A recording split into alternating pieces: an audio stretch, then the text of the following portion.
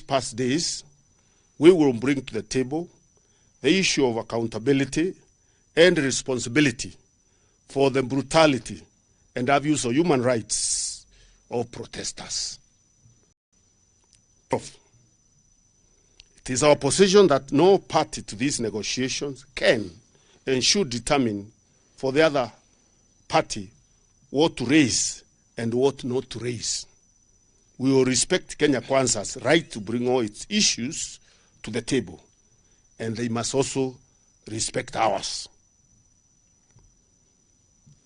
Number 13, likewise, we expect Kenya Kwanza to have no objections to our priorities.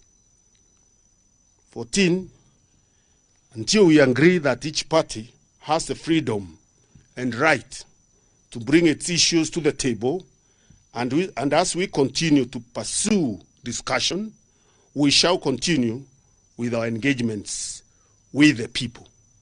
That right is in our constitution. It has no basis for any discussion. We will continue exercising our constitutional rights of association, of expression, of assembly. We are not going to negotiate that with anyone. In the meantime, number 15, we appeal to the Kenyans to continue extending support to families of the victims of police brutality. The response has been encouraging. 16, in addition to the account number previously given, people can channel contributions through paybill number 880100. Account number 4488460011 for Kenya shillings and 4488460027 for US dollars. Account name Citizens Emergency Fund. Thank you very much. Questions?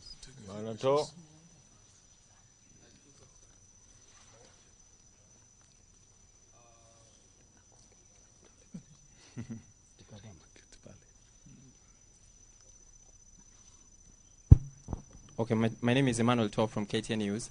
2 questions. Has the Azimio team met President William Ruto? Because he has hinted on that. And number 2, have you come up with the membership of the 5 members of the 10-member team that is supposed to lead the discussions? And lastly, what happens to the bipartisan team of the 14 members now that we have another team in place?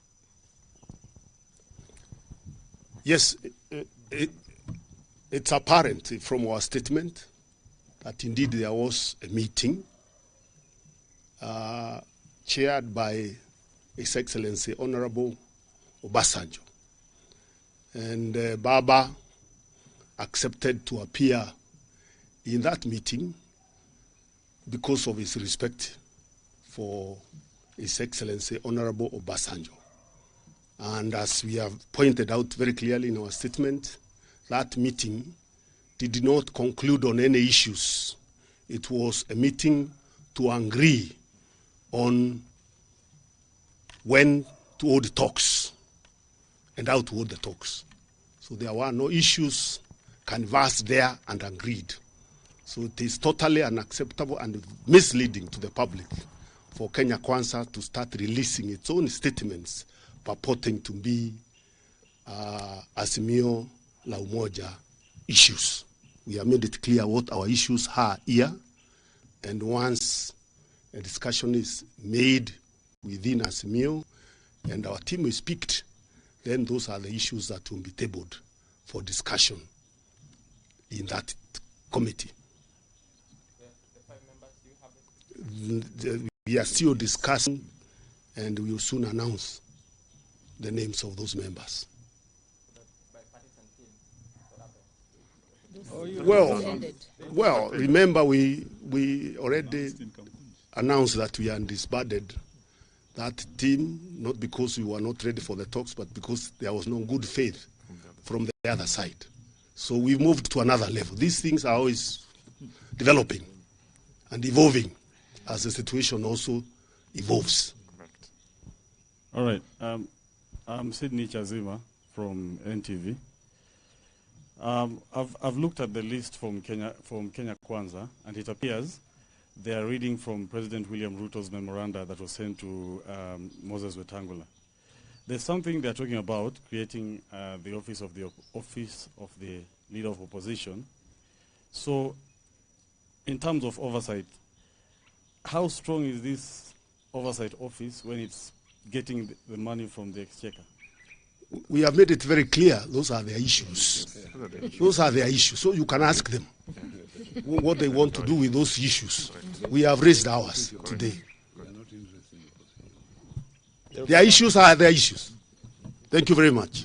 Peter Munya, one final question, Honorable. This is Abdikadir from Citizen. You have disowned the Kenya Kwanza statement, which largely outlines what they want addressed in the talks. And clearly then it's from the onset, it seems like the talks are already freezed before they even start. Then what's the point? And all of you are members of the country's political establishment, so are members of the other part. Then what's the point of even hinting at talks when you clearly have well-documented differences and there are Kenyans who are looking at you with bated breath over where the country is, deep systemic corruption, patronage and failure by state officials to address what their problems are, and you, the politicians, taking the Kenyan people as a punching bag? First of all, talks are only talks because they are disagreements. Otherwise, if you don't have any disagreements, what would you be talking about? So clearly there are fundamental disagreements that need to be ironed out between us and Kenya Kwanza. And the difference between our issues and theirs is the issues are affecting the people, and especially the issue of the cost of living that is escalating every day is the bottom line. That is the starting point. If there is no discussion on the issue of the cost of living and the bungling of elections by IEBC, I don't see, or we don't see as a team, what other issues we can discuss. And one final question. That is where we start. The point of departure is okay. Cost of living. How do we collaborate? How do we work together to lower the cost of living so that Kenyans can have hope and can start living better lives than they're living today? One final question. We were here in 2007. It took the intervention of Kofi Annan the late and the international community to forestall a country that was on the abyss. I mean, here's Obasanjo again. Why do we need a foreign intervention or from another entity, yet we have provisions in one of the most elaborate constitutional frameworks to address our problems?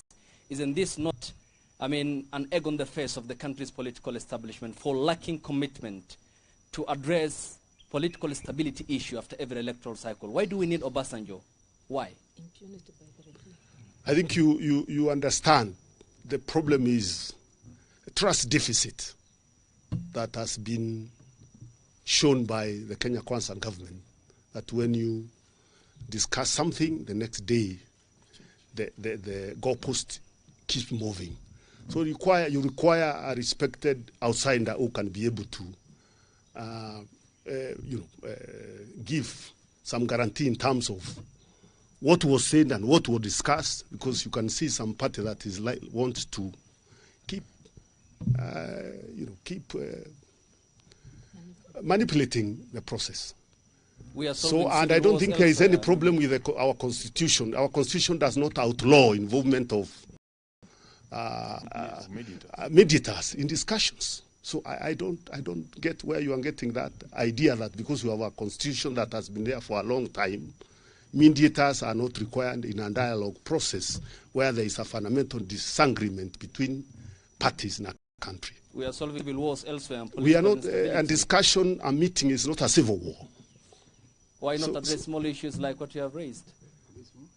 These issues are heavy, where citizens' rights are being trampled on and the citizens are being killed, brutalized by police forces that we pay for, cannot be small issues. With a lot of respect to you. Thank you very much. That's okay.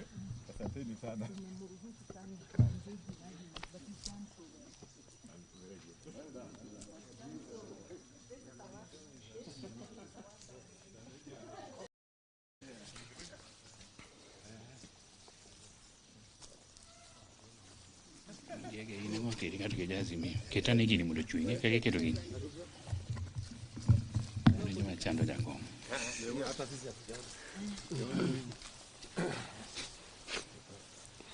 you have to introduce. Move just one step. One more step like that. You to fit.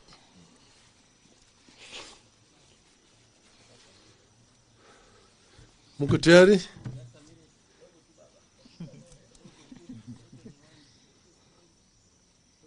Mmekuwa mfanya nini tangu asubuhi? Oh, ya kwenda live. Okay. Hiyo nzuri. That's good. Moja kwa moja.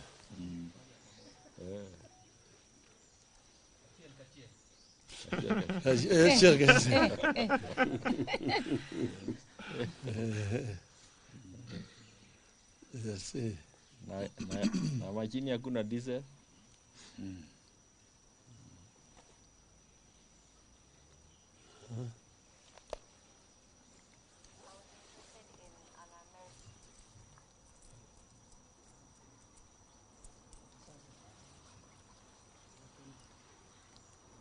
They're ready. I think they're ready.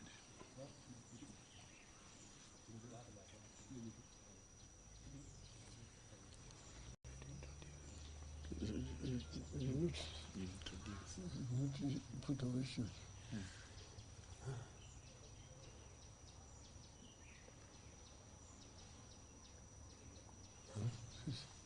The issues. You know why they put it. I think you can just read it.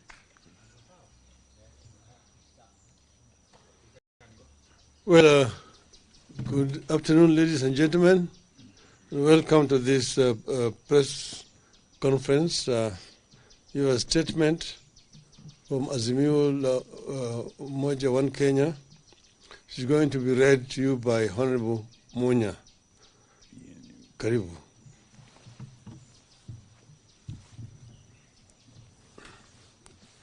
Yes, good afternoon. I'll read the statement. Our start on talks to resolve crisis.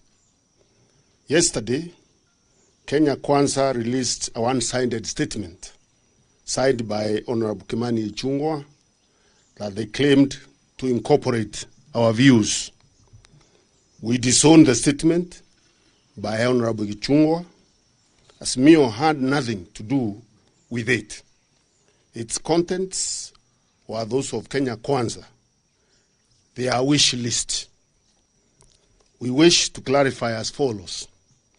1, we remain committed to dialogue and a peaceful resolution of the social, economic, and political problems the country is currently witnessing and that threaten the lives of millions of our citizens.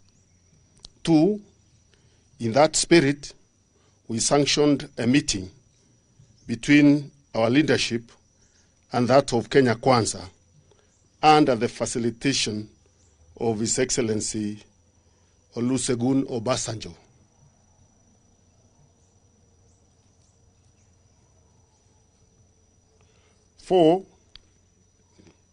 3, this initial meeting was to prepare ground for honest discussions of the issues we have been raising and those that Kenya Kwanza feels like raising.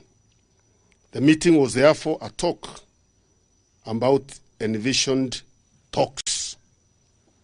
4, we take this early opportunity to thank His Excellency Obasanjo for offering himself as a senior son of Africa and a global diplomat to oversee a peaceful resolution to the crisis here in our country. 5, we take note that Kenya Kwanza is trying to deny His Excellency Obasanjo's presence and leadership of the talks.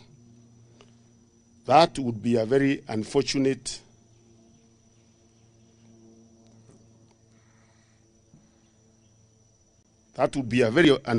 development indeed. It points to Kenya Kwanza now institutionalizing the culture of deceit and taking it to the global stage.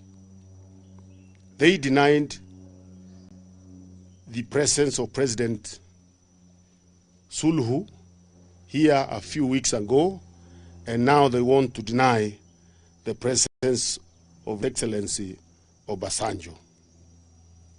Number 6, while we remain committed to dialogue with Kenya Kwanza,